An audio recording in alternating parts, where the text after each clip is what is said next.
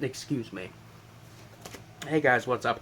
I'm here with a pickups video because I got some serious shit. Some of this I got from a video store that's pretty old, and some of it I ordered off of eBay. So yeah, gonna just start with the stuff I bought at this old video store because it was a really cool video store.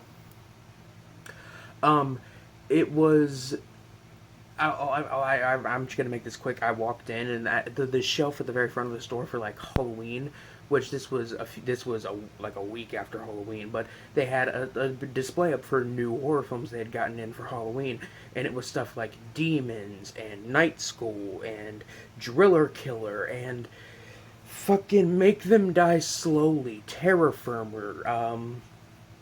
Like they had a lot of pretty obscure cult films. They had Zombie, they had City of the Living Dead, they had The Beyond, they had fucking Burial Ground Nights of Terror. They had it all. Well, not it all, but they also had like Mondo Kane, uh, a Goodbye Uncle Tom, Africa, Dido. They had quite a few of those kind of movies, but they had a section for stuff that they were selling, and I should also mention they had a copy of Pink Flamingos, which was really really cool.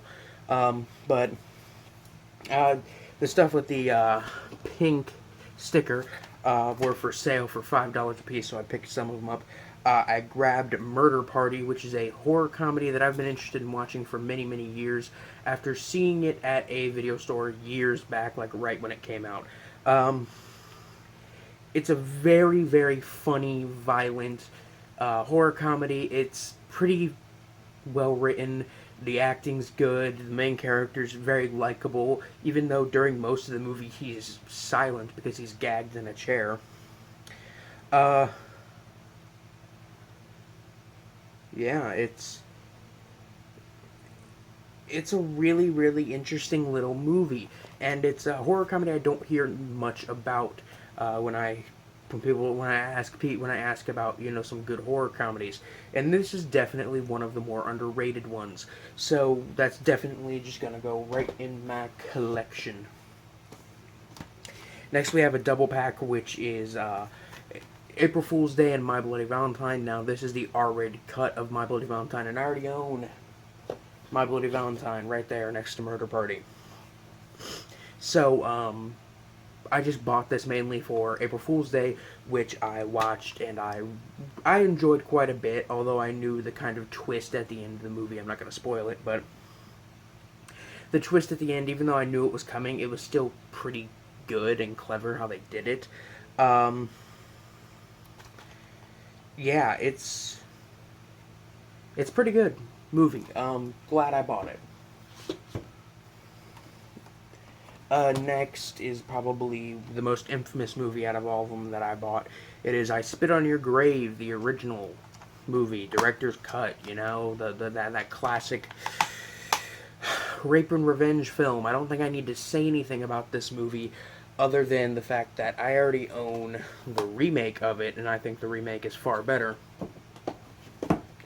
And I own a member of the I Will Dance on Your Grave series that is like made up of kind of unofficial sequels to I Spit on Your Grave.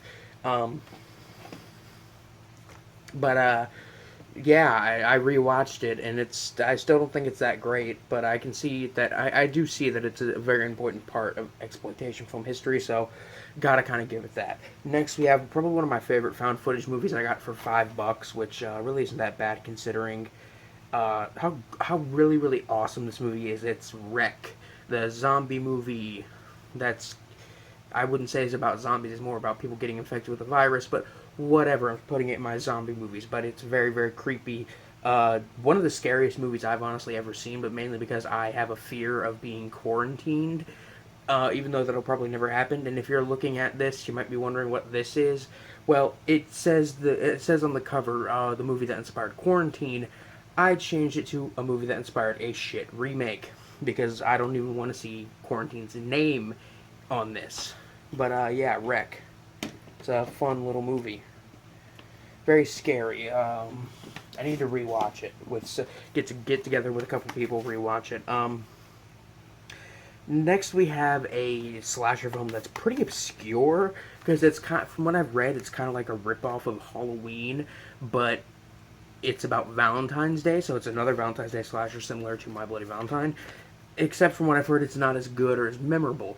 It's Valentine, and this is one of these really old cases, one of these really old cardboard cases, which, um, I mean, as a DVD collector, I can only think of like maybe 2 or 3 movies in my entire collection that have that kind of casing. 3, 4, 5. Well, okay, a few that have that kind of casing, but you can tell this is an older DVD, and it's a movie from 2001, and it faded into obscurity pretty fast. And a new copy of it goes for like $50 to $60 on Amazon. And I'm pretty sure that I found this new because this is a DVD from Warner Brothers, and they had the Warner Brother logo printed in white across the bottom on the plastic it was wrapped in. So, and I've only seen that before with new DVDs.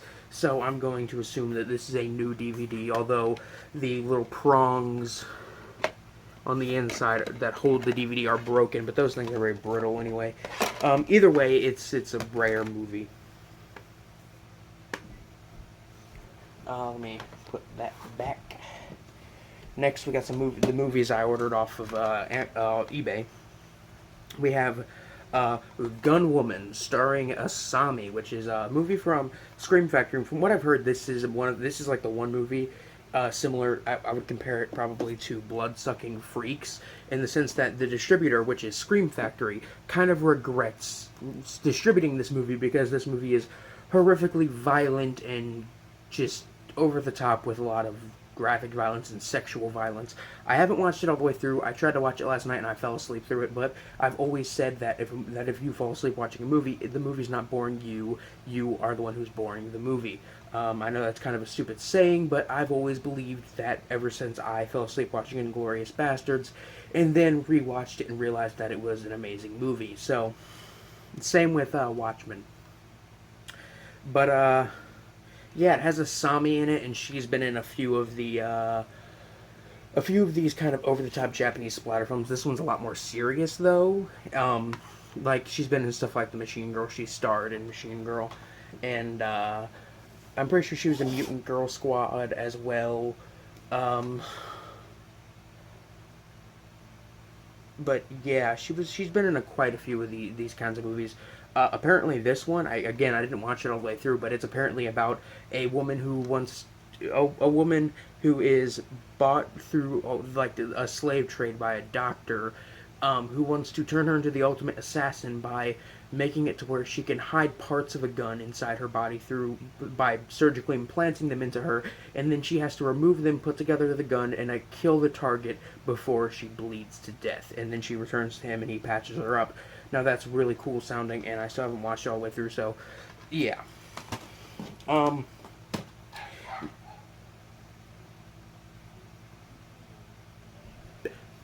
Next, we got another one that I bought. This is another one that I bought just kind of randomly without seeing it, because I had heard quite a bit about it. But it is Tourist Trap, which this is the DVD copy of it from like 2013, 2011 apparently. And this movie was distributed originally by Wizard Entertainment, which is owned by Full Moon. Full Moon Features, who released Puppet Master and Demonic Toys. A lot of good, like not a lot of good movies, but some pretty good movies, and also some really shitty movies like Evil Bong. Even though I do like the first Evil Bong movie, it's still not that good. But Tourist Trap, it's I just actually got done watching it about a half an hour ago, and I really really liked it. It's definitely a really cool little slasher flick, and probably one of the more underrated, overlooked slasher films of the late '70s. It definitely does try to borrow a lot from like the Texas Chainsaw Massacre, with the kind of insane family thing or like insane family member thing, but I still really enjoy it. And even though this is a very bare bones release, like this is just the movie and the trailer, but then again, we're talking about Full Moon here, and Full Moon is not known for their very very special like feature packed releases. So, you know. And finally, another thing from Scream Factory. It is their All Night Horror Marathon Volume 2. I'm probably going to pick up Volume 1.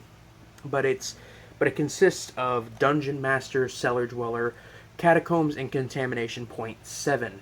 Now, I bought this for a few reasons.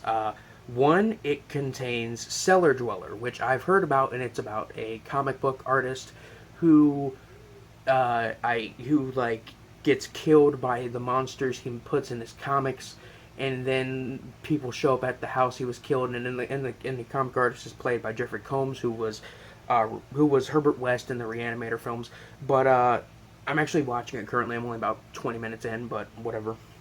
We also have Contamination Point 7, which is from director Joe D'Amato, who directed Absurd and Anthropophagus, the two video nasties. And this is a movie that is also known as like Crawlers and Creepers. And one of the biggest reasons I bought this set is because it's also known as Troll 3, as in the unofficial sequel to the unofficial sequel to Troll. These are things that exist. It's got Catacombs. I don't know much about Catacombs, but I found this out upon doing a bit of research. Catacombs is apparently directed by the same guy that directed Tourist Trap, which is kind of creepy and weird considering I bought them both on the same day off eBay. But yeah, I'm interested in watching all of these. And it's got a reverse wrap like almost all of Scream Factory's releases. Of course, this is a 4-pack DVD, so they kind of just did what they did with the double pack of Terror Vision and the Video Dead, and kind of packaged it with the credits for the films and artwork for the films, which is, I mean, it's cool, but there's nothing on the spine, so I wouldn't want to show that side anyway. Anyway, guys, that's it for now. I gotta let my dog out of my room. He's barking. Peace.